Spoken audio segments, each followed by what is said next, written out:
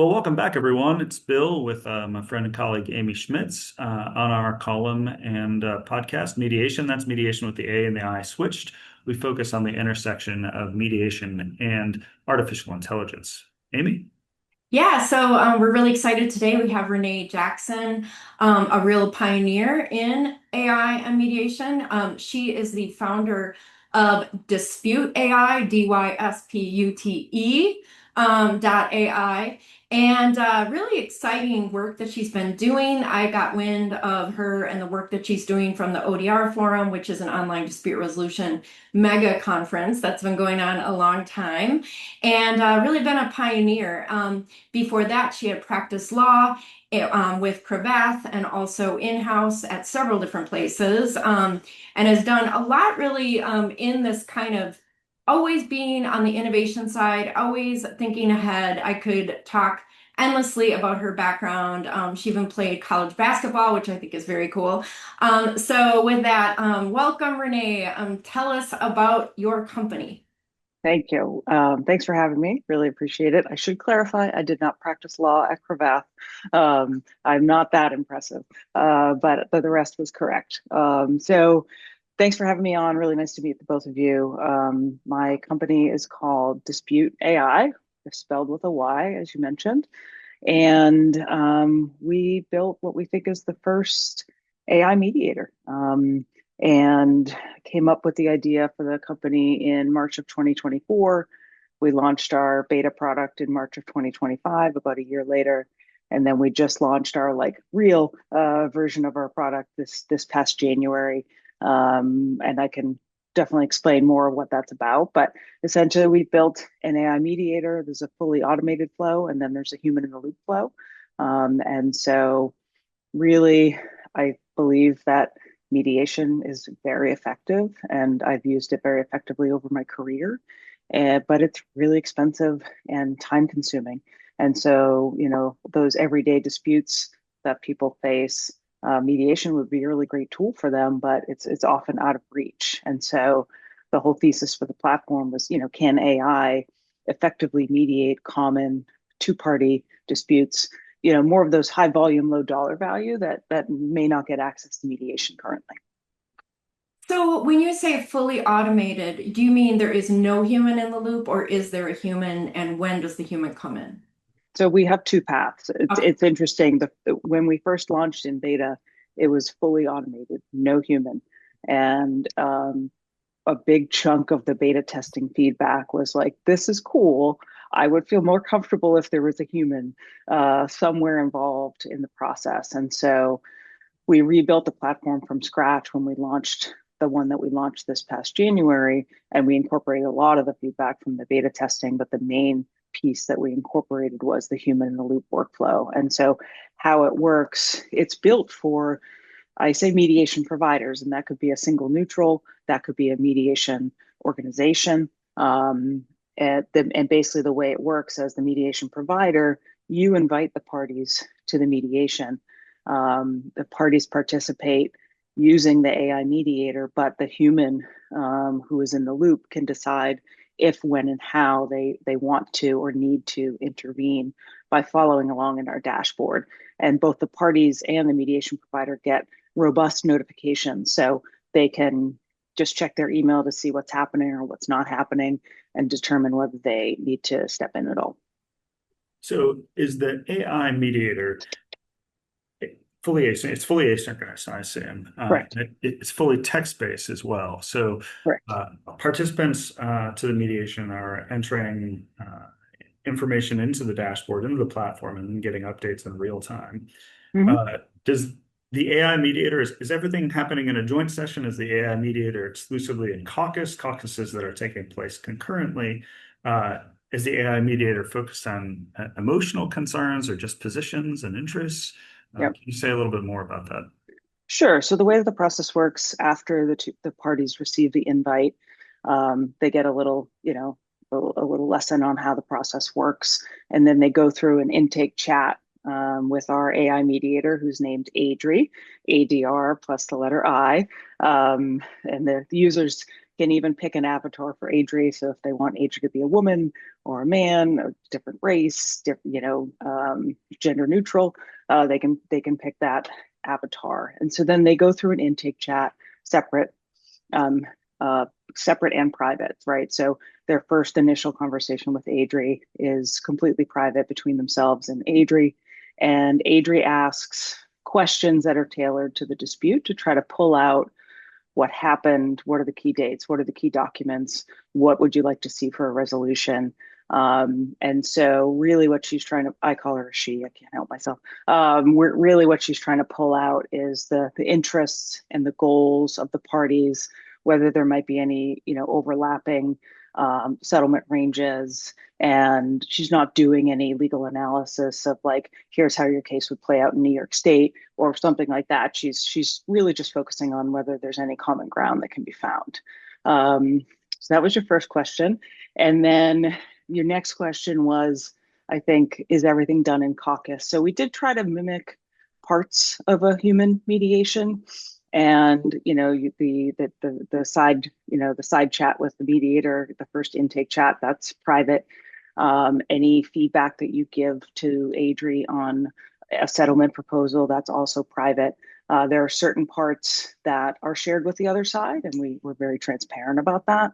And so the way that the process works, which can be jarring to some mediators, is Adri actually makes the first settlement proposal. So we bring the mediator's proposal to the beginning of the process, really to cut through a lot of the inefficiencies that you will find in a traditional mediation, where it can often take hours just to get to the first proposal. And it's who's going to make the first proposal, what should it be, and there's that gamesmanship. And so we eliminate it by bringing a mediator's proposal to the beginning. And so what the parties do is they vote on it, they vote to accept or reject it. That vote is public to the other side, so they'll know how you voted on that particular settlement proposal, but the feedback that you give to Adri is private. And then from there, the parties can continue voting on proposals from Adri if they want, and she'll continue to iterate based on the feedback, or they can start making direct offers to each other or modifying previous proposals. So it's very flexible depending on how comfortable the parties are making direct offers. Maybe they want to just vote on offers or settlement proposals from Adri. So we did try to mimic a lot of a human mediation, including the caucusing, but we've put our spin on other parts of it as well, just to make the process a little more efficient. Sure. So Adri is taking the first step at getting to resolution after these private pre-mediation conversations and saying, yes, perhaps just to make it more concrete, in a claim over $30,000, Adri might put out the first settlement proposal as $12,000 because that's where Adri thinks that the parties are going to land. Can you tell me a little bit? This sounds like a mediator's proposal of sorts, and often mediator's proposals are when they're offered, the voting is blind. You don't know what the other party says unless both parties accept. Can you tell me about the shift in that framing? Yeah, so we are trying to make the process a little more transparent. Obviously, there's the concept of caucusing, and in a traditional mediation, the mediator will just shuttle back and forth between the parties. But you will generally know if the other side has accepted or rejected your offer, right?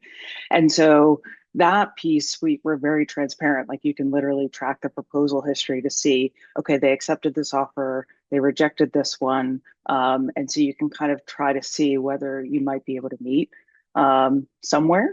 And so we've really tried to take the radical transparency approach, not to the extreme limit because there's still the caucusing, but really just want that transparency so the parties can try to get an understanding of what the other side's thinking and whether there might be any common ground to be found. And what are your typical cases like? How many cases have been, settled through Adri, and what would be a typical case? Sure. So we launched our Human in the Loop platform in January. And we also actually during that shifted from B2C to B2B. And so we've been in those long B2B sales cycles since January, and we're actually just standing up our first pilot programs with a consumer trust organization. I can't share the name, but We're starting to see our first real use cases come through the platform now. So we don't have that data, but we hope to have a good amount of data by the fall. And so what we think are the best use cases are those kind of high volume, low dollar value, that where it doesn't make sense to go hire a lawyer. Even the cost of mediation is probably more than the cost of the case. And so, you think consumer disputes like refunds, or I didn't get the services that I paid for. Those common everyday landlord tenants, another big one. These things that come up every day, and people usually just drop them because there's really no avenue. And so those are the types of cases that we're focusing on. I say less than $25,000. That's kind of arbitrary. Really the low dollar stuff. But you said you're doing B2B, not the B2C. So we're selling now to the mediation provider. Now that we have the human in the loop workflow, we're selling to the mediation provider, and then they're making this as an offering, right, to the parties that they're servicing. And what would be like the typical cost of using Adri versus a human mediator? It depends. I mean, so now that we've done B2B, it's more of a monthly subscription, or you can pay per case. Some of the pilots that we're running are, we're running them at a fraction of the normal cost. On our website, it's $300 for mediation. We can discount that for more high volume customers. If they're doing 100 cases a month, well, then we can certainly discount that down to $50 a case. Like it really depends on the volume, but the platform doesn't cost a lot to run. And so we can be really flexible on pricing because we're really just trying to help resolve conflict. I'm not here trying to make billions of dollars off of conflict resolution. Can you tell me a little bit more about the human in the loop version? When does the human come in? What can the human see? Are they monitoring the whole way, or just when folks are at impasse? They can see literally everything. We actually just pushed a huge update to our case management platform, so they can see the party's intake chat. They can see if the party got stalled in any particular part of the intake chat or the process. They can see one thing that we do after the intake chat is we create a summary from the party's perspective that gets shared with the other side. They can see that.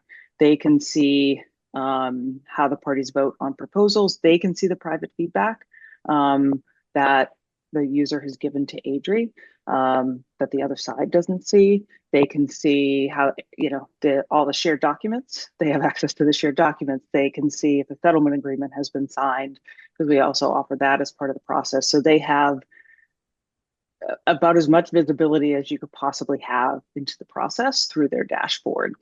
And they also are getting notifications via email, or they can opt into text saying, John Smith voted on a proposal, or John Smith hasn't engaged with the platform in 3 days. You might want to reach out to them.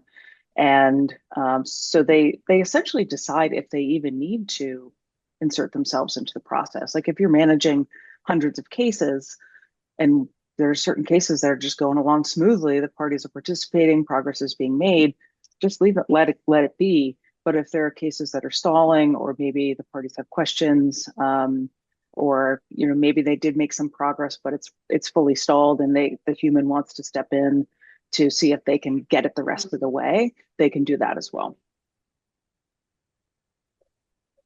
This is really exciting. I think it's such a tremendously creative idea, and there's so much potential for it and so many opportunities. I imagine there's Angie's List or a Better Business Bureau, or this could be a great platform to use, or other consumer disputes through state offices or small claims courts, or potentially community mediation centers, depending on what the focus is of that community mediation center. I wonder. Yeah, sorry, go ahead. No, I was going to say, we have talked to all of those organizations that you just rattled off, except for Angie. We haven't talked to them.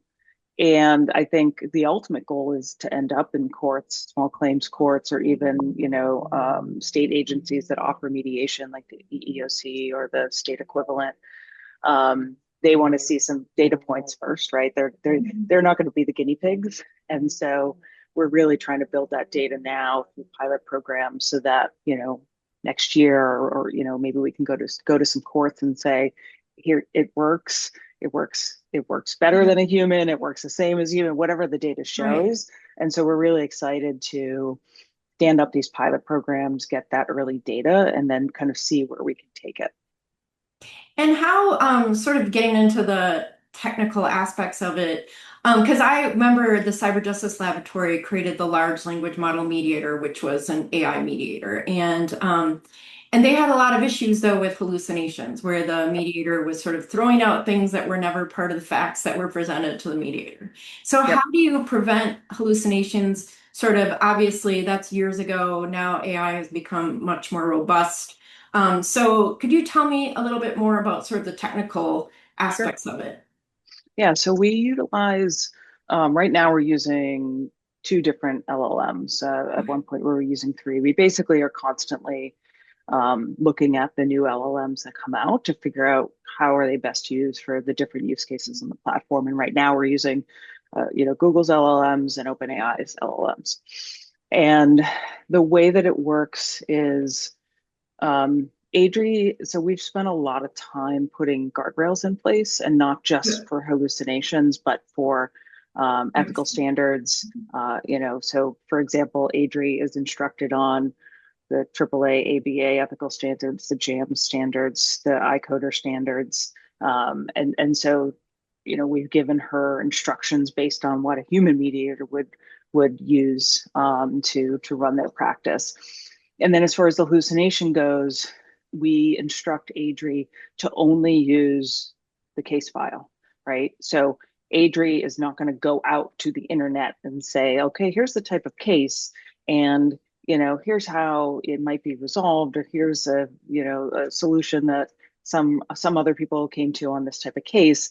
And so that's really what prevents the hallucinations from happening, is that she's instructed, just this is your world of information, get creative within this world, but don't go outside and seek external sources, because that's when the hallucinations happen, is when they're just, you don't know what they're doing behind the scenes, and they're off scouring the internet for things. And so she's got a lot of guardrails like that. We also instruct her to not use any demographic information that she might receive, or so that none of that is being taken into account. And so we're really trying to reduce the bias as much as possible.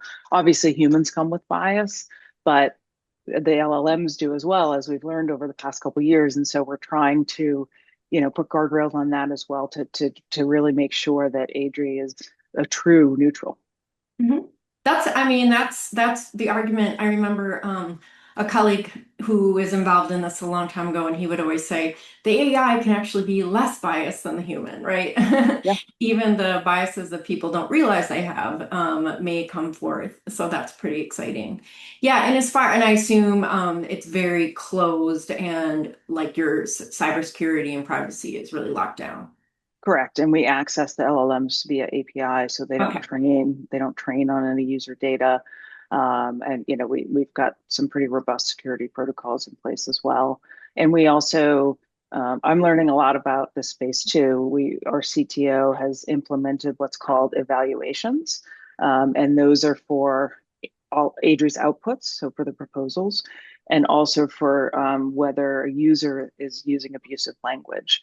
And Oh, so good. we have all of these kind of, and I'm not, I mean, I'm a technical person. I'm building an AI, but I'm not our CTO. But my understanding of what evaluations are is we give it a rubric. So my co-founder and I have kind of built an abuse rubric and a proposal quality rubric. And anything that Adri spits out is graded against that rubric in real time. And then any abusive content that the user tries to put in there, it's also graded in real time to figure out whether do we need to push back on the user, like, hey, you need to be more professional, or Mhm. anything like that. So we've got these kind of post content guardrails in place as well, to try to make sure the system improves over time, and that we're kind of dialing the temperature down as far as emotion is concerned, because as you both probably know, that often is what stalls negotiations. If someone gets dug in on their position and that gets to the other side, and then they get inflamed, and then no progress is made. So we've also kind of put some filters in place to reduce any aggressive or abusive language from getting to the other side. Oh, that's great. Yeah. And I love the rubrics and I love that you're constantly auditing. And that's something that with iCoder and the standards that they put out, that Yep. would be really important to have these kind of audits in place. So that's really excellent to hear. Yeah, I mean, I'm a lawyer, right? And we're building in legal tech. I take this stuff seriously. I don't want to just put some ChatGPT wrapper AI slop out there, right? Like we're trying to Mhm. help people resolve conflict.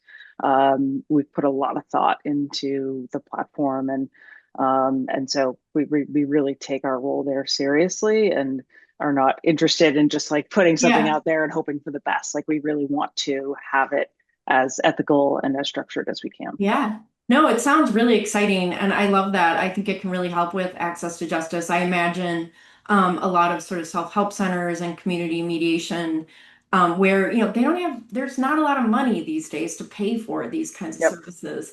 Yep. And having, something like this available could really help out, for more Yeah. individuals. And so we have talked to community mediation centers, and what they get excited about is being able to easily flip this into another language. We're Oh, not yeah. there. We're not there yet. It's on the roadmap, but maybe you have one party that speaks English and one party that speaks Spanish, and like we haven't done it yet, but we can pretty easily like only have a Spanish experience for that one party, and the other party has a totally English experience. And so that's the type of stuff that people get excited about, of being able to bridge that divide Yeah. through technology, and we get excited about that too. Yeah, I think that's really great. Unfortunately, some courts, like here in Ohio, they won't allow any AI translation Yeah, under the court rules, and I feel like that's very short-sighted. They really need to change their tune on that because it's really making it difficult, given the many, many languages that people speak here in Columbus. And yeah. so I hope that more courts take more of a sandbox approach to allow for better access for people with different languages. I hope so too. I think there are some court systems that are much more open, and then some others that aren't. And hopefully 10 years from now, we're not having that conversation Yeah, of like, yes, Texas is a good place to go, and no, don't go over here. Um, yeah, but we've got to, I think we've got to go one by one until then. yeah, definitely. Yeah. But it seems as if your platform is taking steps that uh, where the human is playing a smaller role, right? So what do you think about what the next decade looks like, a decade from now, with respect to people involved in mediation uh, in the context of AI platforms like yours? Yeah, I get the question a lot. Am I trying to take human mediators' jobs? And the answer to that is a resounding no. Like we're trying to bring access to mediation to cases that aren't currently being mediated, right? So we're trying to actually expand access to mediation and to cases that a lot of mediators wouldn't take, or only volunteer mediators would take if they're paid by the organization, or who knows. And so I think, like I said at the beginning, I don't think we're there yet with the fully automated flow, which is why we flipped to human in the loop. I think there will always be a place for human judgment. I think there will certainly always be a place for human mediators for complex cases, but the company cases, multi-party cases. I don't know that this extends to multi-party, and so um, I think over the next 10 years, people will become a lot more comfortable with the concept of AI mediation. I don't know that we'll get to the fully automated by then. We could check in then if we're all still doing this. Um, but I think, and I've been to the ODR forum. I went to the International Academy of Mediators conference in Boston as well. And I see a lot of the folks really trying to embrace these technologies themselves and adopt them into their practice. And so I really think that the humans who know how to use AI are the ones who will kind of continue to kind of rise to the top, and I don't see their jobs going away anytime soon. Yeah, Bill will be glad to hear that because as a mediator and runs a mediation clinic. Well, yeah, and the idea is that this could become a complement to your practice, right? And allow you Yeah. to serve uh, more parties, right? And Yeah. we've actually had people reach out and be like, "Hey, can we just use the intake chat, just to Sure. like get the parties to get all that information in, and then the human takes over from there." And so the platform's super flexible. Like, use it however you want. Like, it's meant to be a complement to mediation providers, to kind of access some of these cases that aren't currently being mediated. And so that's kind of how I think about it. It's not meant for every situation. And humans will always have a role in mediation as far as I'm concerned. And what AI doesn't do great now, and maybe it never will, is some of the picking up on some of that emotional nuance, and figuring out, how do we get these two parties who are like really log jammed, and dug in, what are some creative ways to get them to dial it down. And AI, I think there will always be things that AI is not good at, or not as good at as humans. And so I think that's where the humans will play the largest role, is to kind of complement the AI in ways as well.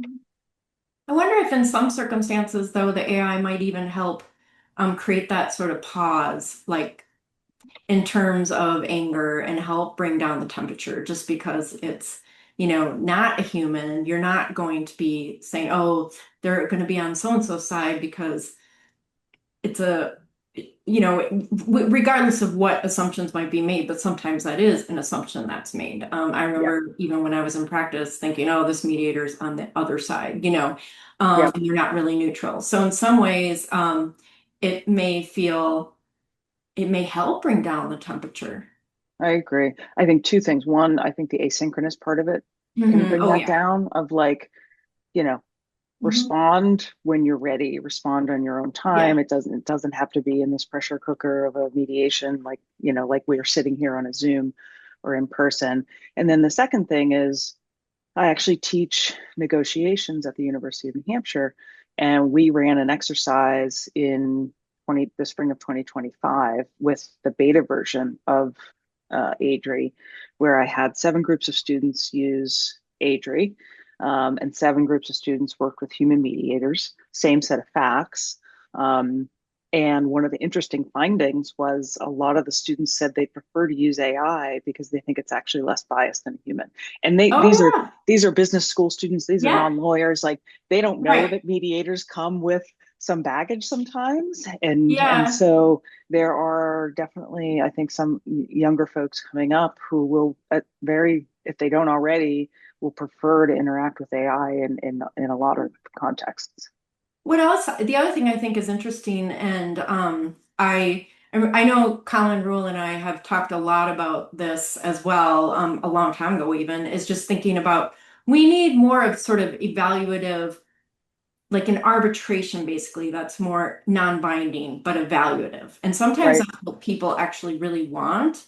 Hmm. And it drives them nuts if they don't get any answers or anything from the mediator, right? And the mediator Yep. will say, oh, I'm just facilitating this conversation. I'm not going to give any opinions because that's what they're supposed to do as a Right. mediator. But sometimes they want that evaluation, right? Yeah. And it drives them nuts.